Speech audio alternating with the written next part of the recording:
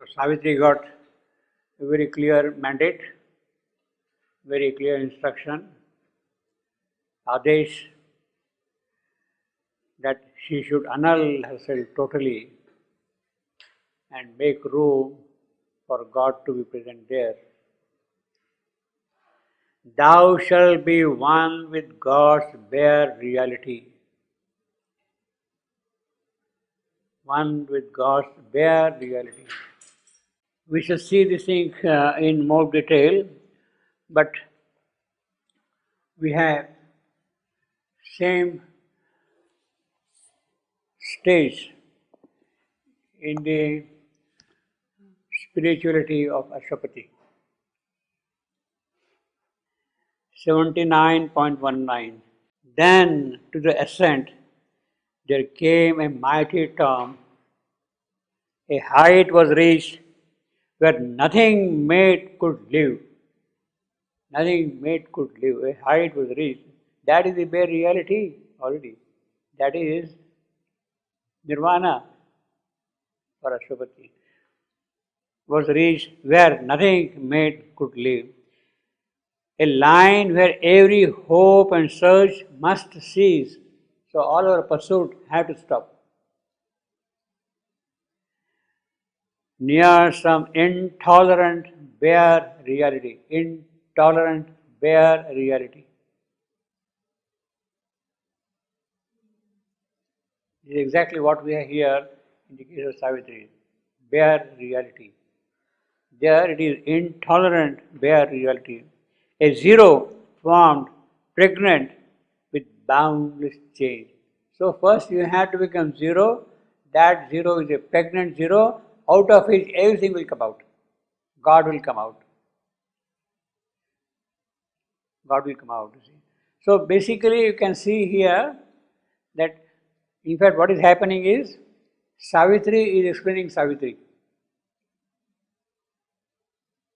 You don't need anybody. Savitri is explaining Savitri. Thou shalt be one with God's bare. Now, here is God. In the case of Ashwapati, it is intolerant. Intolerant bare reality. So, in other words, God stands for intolerance. He is intolerant. He will not accept anything which is anti in that sense. He is intolerant of that. So the word God and intolerant, they are in that sense equivalent here. See. And the miraculous world he has become, and the diviner miracle still to be, the diviner miracle still to be, that will happen only when, still to be, it will happen only when you have emptied yourself out fully. No. So, yeah. When nature, who is now unconscious God, translucent grows to the eternal light, her seeing his sight, her walk, his steps upon her, of course, stands for nature. And life is filled with the spiritual joy, and matter with the Spirit's willing bride. This is what we saw last time. Consent to be nothing and none. In the case of Ashwapati, it was assent to be a reality. Here, consent to be nothing. Savitri's consent is required. That nirvana is not going to impose upon her. She has to say that yes, I accept it, I will enter into it. She has to give. That is the choice she has. Consent to be nothing and none, dissolve time's work. Dissolve time's work. This is a very great thing. So, foolish time has been doing all along foolish things, and we are living in foolish time all the while. That has to go away, see. Let us go away. Dissolve time's work. Cast off thine mind. So, in a certain sense, what is time's work? It is connected with mind. It is connected with name and form, giving definiteness, concreteness. They had to go away. All that thing you see. Nama, Rupa, Chintana, all that thing, what is there, they had to go away completely. Dissolve time's work. They are the product of time. Annul thyself that only God may be. This is an imperative. The sentence is an imperative sentence. It is a command. She has to obey. Although she was told to consent. But then, no, you must do that. You must do that. Annul thyself. Yeah. That only God may be. Now, this line, Mother has referred to this line in number of her talks. Annul thyself that only God may be. This is from Mother on Savitri. 3rd March 1960, she says, there is a line by Sri Aurobindo in Savitri which expresses this very well. She is talking of her condition at the time. To annul oneself so that only the Supreme Lord may be. And there are many, many experiences like this. Now, I don't understand what is really being conveyed. That revelation is beyond our grasp. Many, many experiences like this of annulling oneself. What exactly? No, I can't imagine. It is only a very small beginning of annulling. Once you annul, then the real beginning becomes. This one in particular came to mark the new stage. 4 years have elapsed and now 4 years to come, because everything is focused on this body to prepare it. Everything is concentrated on it. That is what would mean many, many experiences in the context of annulling totally. Body is now opening out. Body is now, and therefore many, many experiences. The master of, because everything has focused on this body to prepare it, everything has concentrated on it, nature, the master of yoga, the supreme, everything. So only when it's over, not before, will it really be interesting to speak of all this. So this is a process that doesn't interest me, but it has to happen. But maybe it will never be over after all. It's a small beginning, very small.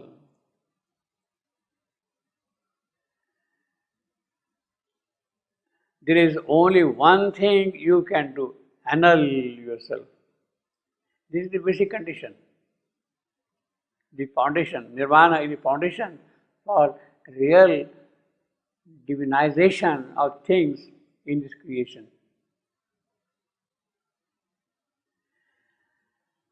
A time comes when the effort to conquer the negative parts of creation and death, and when you have conquered that, then you're above.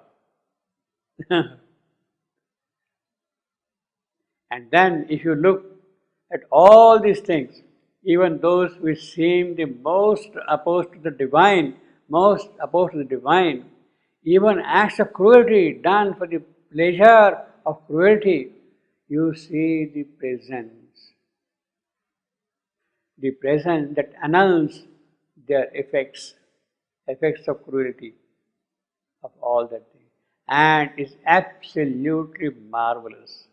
Is when the king, that is Ashwapati, makes his last surrender to the universal mother, he annuls himself,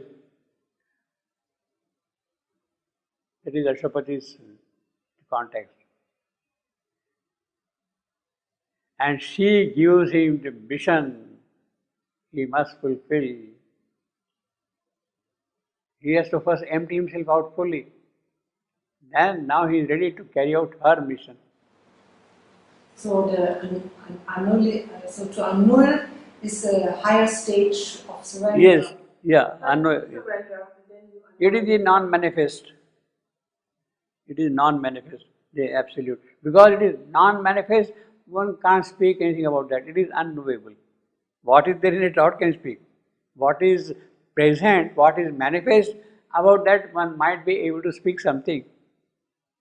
But what is not present, or what is to be fully withdrawn, it is impossible to speak anything. You see. When he wakes up from that state, he has a vision of the universal mother, Ashwapati, and receives his mission.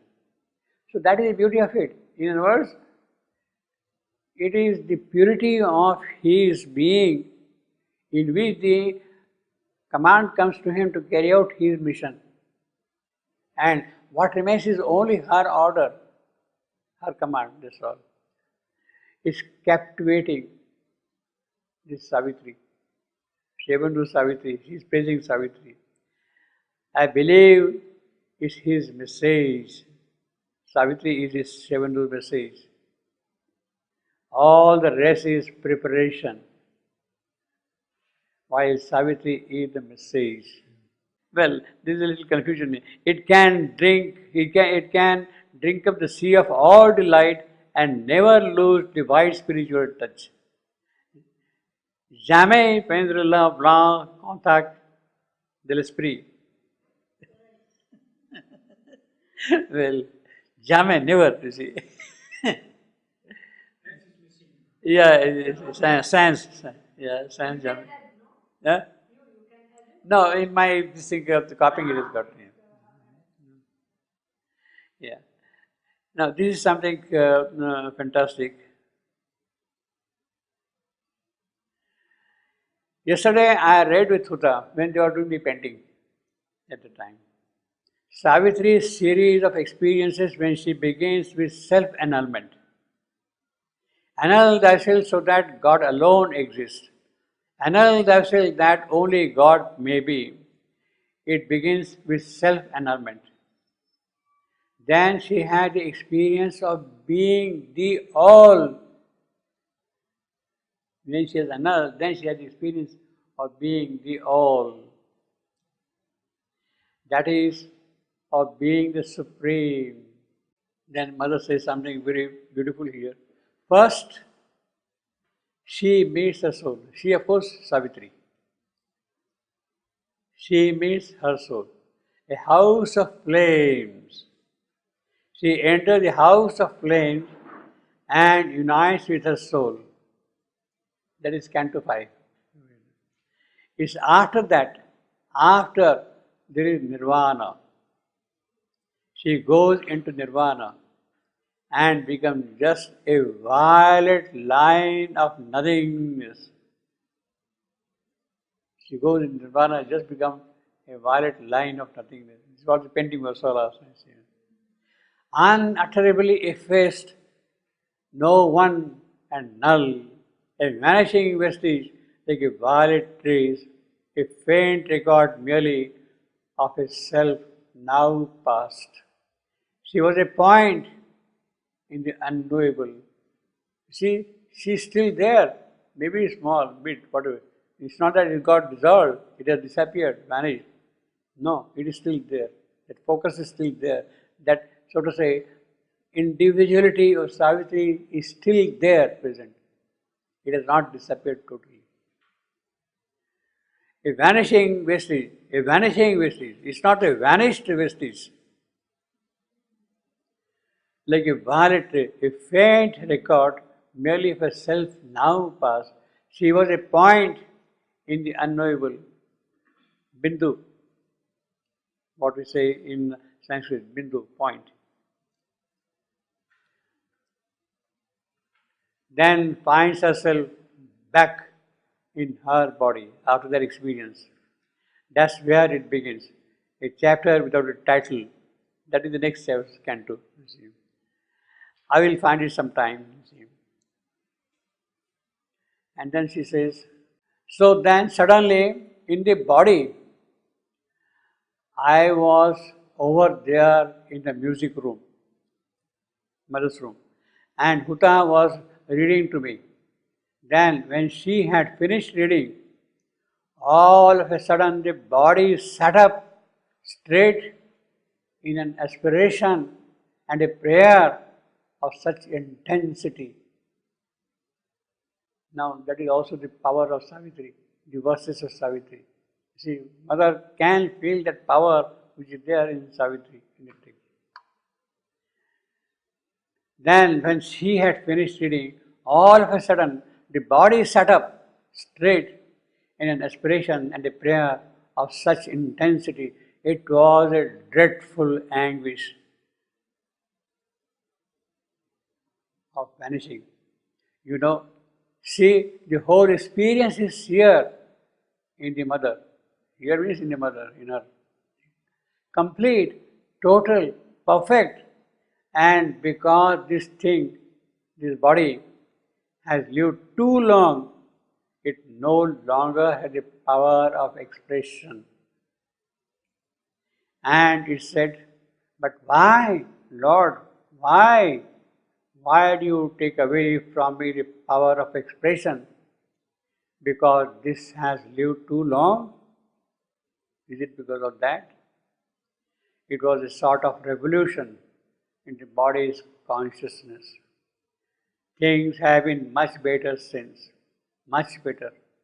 There has been a decisive change. It was the exact description of the body's present state. So what we are reading is this one. Shavendra wrote in 1947 all those things. And mother is getting that experience in 1965, almost 20 years afterwards, you see. Yeah, this is the translation of that line. It is all right? Anal twa pukha shul ladevha swa. A very free translation, mother says. This is a mother's own translation, very free translation. But the idea is there. Why it is a free translation? No, it's good, I think. Because that only God maybe could be translated differently. Sorry? Yeah. That only God maybe Yeah. could be translated differently. Different way. Yeah. Que seul Dieu puisse. Yeah. Different. The sense is there. Could be different. Yeah. It's a free translation. Yeah. No, but she says specifically free translation. So mother said that. This is mother. Yeah. This mother said. Yeah. Yeah. Free translation. I mean, see, you can see the difference. Anal that only God may be. It is not free line. This is poetry. There is rhythm. There is rhythm. There is poetry in that. There is a meter. Anal thyself that only God may be. So compared with that, this is a free translation. that rhythmic effect is not there in that sense. Is it there? If you remove only the In last French. one, like he said, It could be powerful in French also. only the soi, tu vois que seul le divin puisse être. Maybe. He has to put like he said, Yeah. maybe puisse être. Mother translated God by le divin. God is Dieu. actually, in French. Not the divine. Yeah. Anyway. Yeah, right, yeah. Well, but the sense is there. Of course. The sense is there. You see, the point is free. What happens when you are reading this line? Unless that only God may be. Apart from rhythm and all that, it has power. It is something which will achieve it, which will establish it. That line will see that it is done. What we call the mantric effect is there in that sense, that it is achieved, it is done.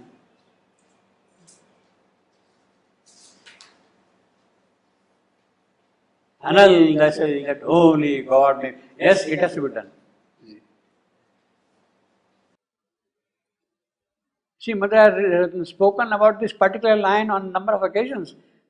Almost about a dozen occurrences are there, all these things you see. This particular line alone, you see, so important in that sense, you see. The mother takes up the reading of Savitri, the end of the debate of love and death. This is in the what she is going to say here. It is a speech by this gentleman. Is this a speech by this gentleman? Yes, laughing. Yes, is the end. The end of the speech. One of us should write. If it's more convenient for me to write, I will write. It's always better to have your handwriting, but if it tires you, it's quite easy for me to note it down. What Satprem is telling to mother. Tires? Oh no. It's just that it is no longer good. At that age, you see, it's no longer. Her handwriting was very artistic, you see.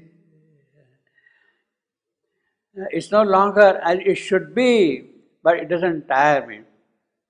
So we'll put, the mother writes her French translation of the following verses. If thou wert spirit and nature is thy robe, she is addressing to death. If thou wert spirit and nature is thy robe, cast off thy garb and be thy naked self. Immutable, it is undying truth, alone forever in the mute alone. Turn then to God, for Him leave all behind, forgetting love, forgetting Satyavan, annul thyself in His vast immobile peace. This is what death is telling to Savitri. Annul thyself in His immobile peace. Go and disappear in Him. Forget about Satyavan. Who is Satyavan after all? You are not concerned. O soul, drown in His still beatitude, for thou must die to thyself to reach the divine heights. No, we must put God in death's mouth, the mother says. All that you see. For thou must die to thyself to reach God's height.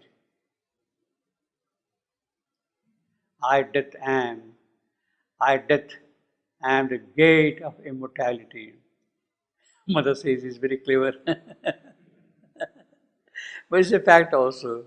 Every time you read it again, it's new. See, this is what mother says, you see. But that's a very interesting phenomenon. Every time I read Savitri, I feel as if I am reading it for the first time. Really, it's not that I understand differently. It's that it's completely new. I never read it before. It's odd. It's at least the fourth time I read it. It's completely new.